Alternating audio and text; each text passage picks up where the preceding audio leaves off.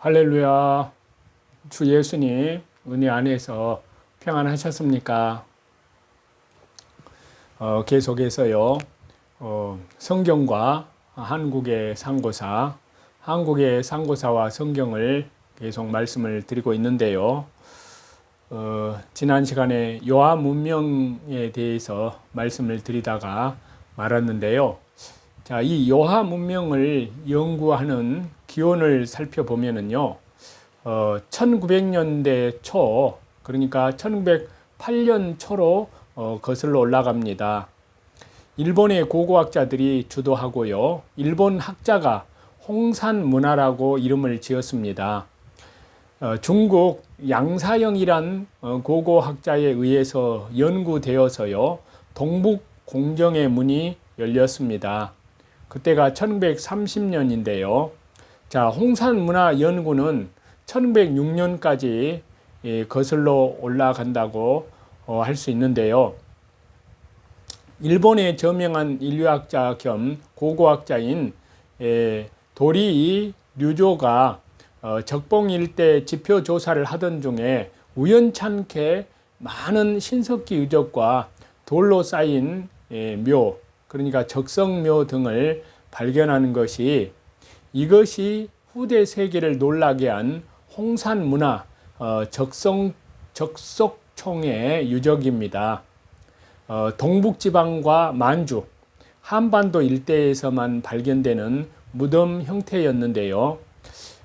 그렇지만요, 당대에는 큰 관심을 끌지 못했습니다. 이후에 20세기 초에 중국에 온 프랑스의 예수회 신부 에밀리상이라는 사람이, 그 사람은 1876년에서부터 1952년도까지 생존했던 사람으로요, 22곳의 신석기 유적을 발견했지만 류조와 마찬가지로 간단한 글만 남겼습니다.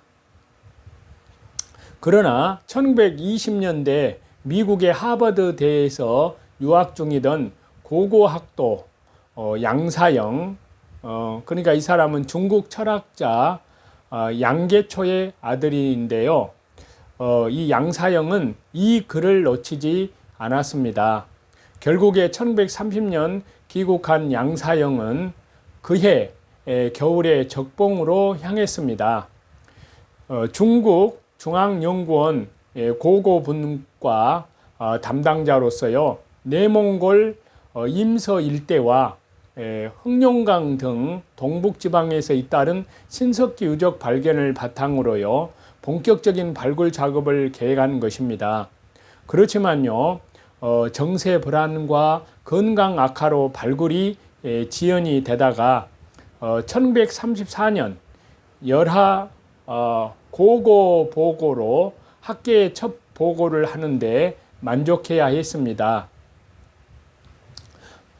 거기 보고서에는요, 동북 사성, 그러니까 사성은 연영, 길림, 흑룡, 열하성, 네 성을 말하는데요. 그 동북 사성 발굴 작업을 완성하지 못했지만요, 절대 잊어서는 안 된다고 써서 보고를 했습니다. 이것이 오늘날 중국의 역사 왜곡을 대변하는 동북 공정의 물꼬를 여는 계기가 되었습니다. 자, 요하 문명의 연구를 본격화하고 또 중국 역사의 변조가 본격화되는데요. 1935년 일본 고고학의 아버지라고 일컫는 하마다 고사쿠가 대규모 발굴단을 인솔해서 대규모 조사를 시행을 합니다. 중국은 2003년 6월부터의 역사 변조를 통해서 황하 문명보다 빠른 요하 문명을 중하 문명의 뿌리로 규정을 합니다. 자, 이것이 동이족의 땅으로 보던 요하 문명을 중국 문명의 시발점으로 왜곡을 해서요, 중국사에 편입을 시킵니다. 자, 일본의 고고학의 아버지인 하마다 고사쿠는요, 대규모 발굴단을 끌고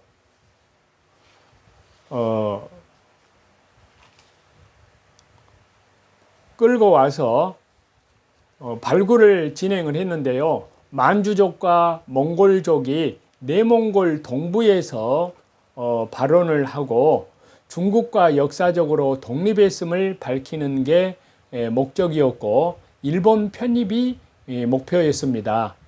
1935년 하마다 코사쿠나 미즈노 세이치 등에 의해서 대규모의 조사가 이루어졌습니다.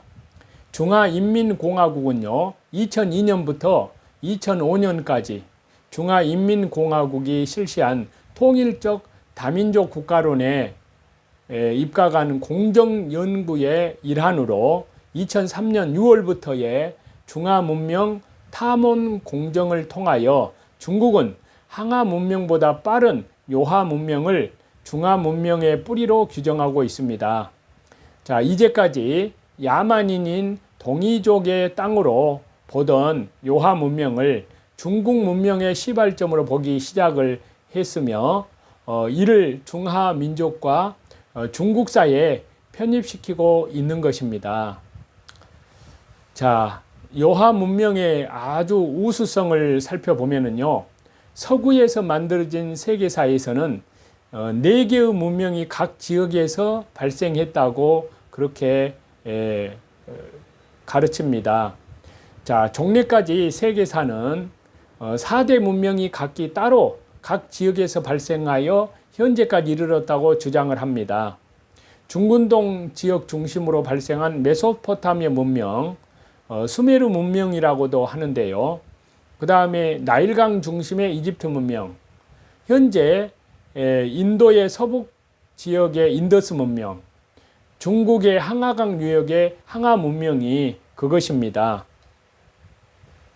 요하 문명은 서구에서 연구된 세계사의 4대 문명 중에 하나인 항하 문명보다 2000년 이상 앞섭니다.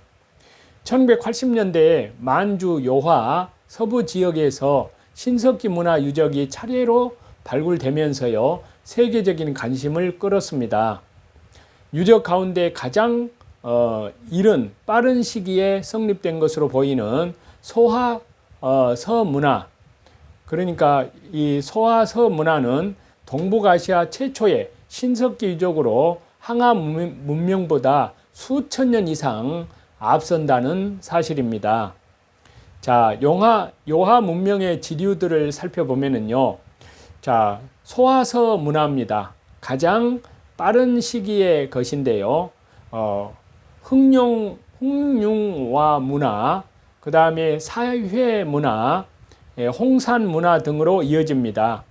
자, 요하 문명에서 가장 빠른 시기의 것은 소하서 문화로 1987년 내몽고 적봉시에서 서북쪽으로 조금 떨어진 오한기의 소하서 유적에서 발견이 되었습니다. 여기에서 가장 오래된 흙으로 만든 얼굴상이 출토되고요, 반지혈식 주거지가 발굴되었습니다.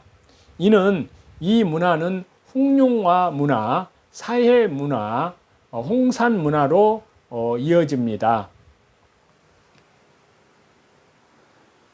신약성경 마태복음 25장 1절에서 13절을 보시겠습니다. 그때 천국은 마치 등을 들고 신랑을 맞으러 나간 10 처녀와 같다리니 그 중에 5은 미련하고 5은 슬기 있는 자라. 미련한 자들은 등을 가지되 기름을 가지지 아니하고 슬기 있는 자들은 그릇에 기름을 담아 등과 함께 가져갔더니 신랑이 더디 오므로 다 졸며 잘세. 밤중에 소리가 나되 보라 신랑이로다 맞으러 나오라 하매 이에 그 처녀들이 다 일어나 등을 준비할세. 미련한 자들이 슬기 있는 자들에게 이르되 우리 등불이 꺼져가니 너희 기름을 좀 나눠달라 하거늘 슬기 있는 자들이 대답하여 이르되 우리와 너희가 쓰기에 다 부족할까 하노니 차라리 파는 자들에게 가서 너희 쓸 것을 사라 하니 그들이 사러 간 사이에 신랑이 오므로 준비하였던 자들은 함께 혼인잔치에 들어가고 문은 닫힌지라. 그 후에 남은 처녀들이 와서 이르되 주여 주여 우리에게 열어주소서. 대답하여 이르되 진실로 너희에게 이르노니 내가 너희를 알지 못하노라 하였느니라. 그런즉 깨어 있으라. 너희는 그날과 그때를 알지 못하느니라. 아멘. 자, 이 말씀은요, 우리 주님께서 더디 올지라도 깨어 기다리라는 말씀이십니다. 임박한 재림을 기다리지 않는 사람들은 영적으로 태만해집니다. 그들은 세상의 가치에 사로잡혀서 영적 문제들에는 점점 무관심해집니다. 그러나 그 반대의 경우에도 동일한 위험을 초래할 수 있습니다. 자, 애당초 그러한 예측을 하는 것부터가 어리석은 일입니다. 지난 수십 년 동안 수천 명의 사람이 그럴듯하게 날짜를 제시하는 사람들에게 미혹되어서 헛된 기대에 사로잡혔는데요. 성경 그 어디에서도 예수님께서 어느 때까지는 오실 거라고 약속하지 않았습니다. 오히려 우리는 그날과 그때를 알 수 없다고 거듭 말씀할 뿐입니다. 자, 예수님께서는 이 진리를 감람산 설교에서만 적어도 5번 강조를 하셨습니다. 따라서 임의로 시간을 정해놓고 그 시간까지 예수님이 오시리라 기대하는 것은 그야말로 억측에 불과합니다. 날짜를 정하는 사람들만 이런 실수를 저지르는 것은 아닙니다. 당장 은퇴할 나이가 되었는데 아무런 예금 계좌도 퇴직연금도 준비하지 않은 사람들이 있습니다. 1960년대와 1970년대 유행하던 휴거에 관한 책들에 심취했던 사람들입니다. 그 책들은 휴거가 늦어도 20년 안에는 일어날 것이라고 주장을 했는데요. 그들은 이스라엘이 재건되는 것을 목격을 했고 중동 지방을 중심으로 세계 강대국들의 갈등이 심화되는 것을 지켜보았습니다. 성경에 기록된 이런저런 징조의 성취에 대한 자칭 성경 예언 전문가들의 주장에도 끊임없이 귀를 기울였습니다. 어리석게도 그들은 은퇴할 나이가 이르기 전 휴거가 일어날 것이라고 결론을 지었습니다. 그래서 장례를 전혀 준비하지 않았던 것입니다. 예수님께서 자신들의 생각보다 훨씬 더디 오실 수도 있다는 생각은 전혀 하지 못했습니다. 현재 그들 중에 상당수는 스스로 증인이 되어서 극단적 과거주의를 선동하고 있습니다. 한때는 성경 예언에 대한 모든 베스트셀러를 섭렵하고 새 천년 전에 예수님이 오실 것을 확신하던 이들이 이제는 장래에 일어날 예수님의 재림 자체를 부정하고 있는 것입니다. 모든 기대가 거짓으로 드러나자 낙담하여 재림의 소망을 버린 것입니다. 예수님의 재림에 대한 소망 자체는 어리석은 것이 아닙니다. 지금까지 이 재림에 대해서 말씀드린 바와 같이 성경은 우리에게 주 예수님의 임박한 재림을 변함없이 기대하며 기다리라고 명령을 합니다. 그러나 그 때를 추정하거나 우리가 임의로 정한 시간에 따라 미래의 일을 계획하고 준비하는 것은 어리석은 기대일 뿐입니다. 주 예수님께서는 예수님의 재림이 임박했기 때문에 항상 늘 날마다 준비하라고 말씀하시면서 균형을 잃지 말아야 한다는 말씀도 잊지 않으셨는데요. 즉 충성된 그리스도인이라면 주 예수님의 재림이 생각보다 지연될 때도 인내해야 한다는 사실입니다. 우리는 늘 항상 날마다 장래를 위해 준비되어 있어야 하고요. 또 계속 준비해야 한다는 사실입니다. 기다리면서도 우리의 삶은 계속되어야 하고요. 언덕배기에 앉아서 하염없이 예수님의 나타나심을 기다리면서 준비되었다고 말할 수는 없습니다. 우리는 주 예수님께서 맡기신 일을 감당하고 이 땅에 복음을 전파하며 기다리되 오래 참음과 인내로 진정한 헌신으로 주 예수님의 오심이 지연되어도 절망하거나 소망을 잃지 말고 기다려야 한다는 사실입니다. 그래서 주 예수님께서는 혼인 애식의 이 비유를 통해서 이 진리를 설명해 주고 계십니다. 그래서 저와 여러분도 하나님의 은혜 가운데에서 믿음으로 인내함으로 주 예수님의 재림을 향하여 오늘 하루하루를 신실하게 살아야 될 줄로 믿습니다. 찬송 드리시겠습니다.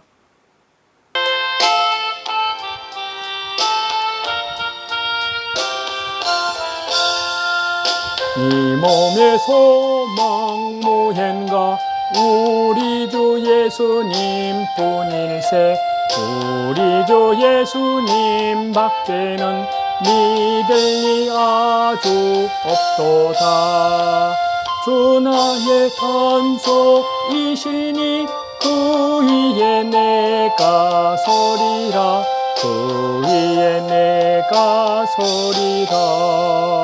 무섭게 바람 부는 밤 물결이 높이 설렐 때 우리 주 크신 은혜에 소망에 닻을 주리라.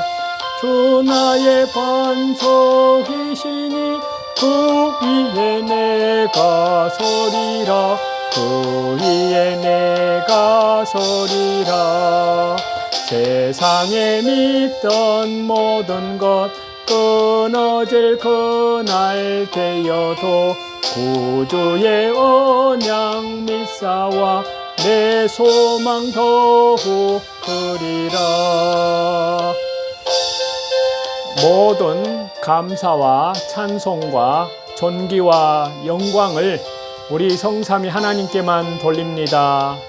오늘도 주 예수 그리스도 우리 주님의 재림을 향하여 말씀과 기도로 또 예배와 찬양으로 밖으로는 이뤄진 영혼들에게 복음을 전파하는 전도로 오늘 하루도 하나님의 은혜 가운데에서 주님과 믿음으로 동행하며 천국의 삶을 이 땅에서부터 누리는 신실한 저와 여러분이 다 되시기를 우리 주 예수 그리스도 이름으로 간절히 축원합니다. 감사합니다.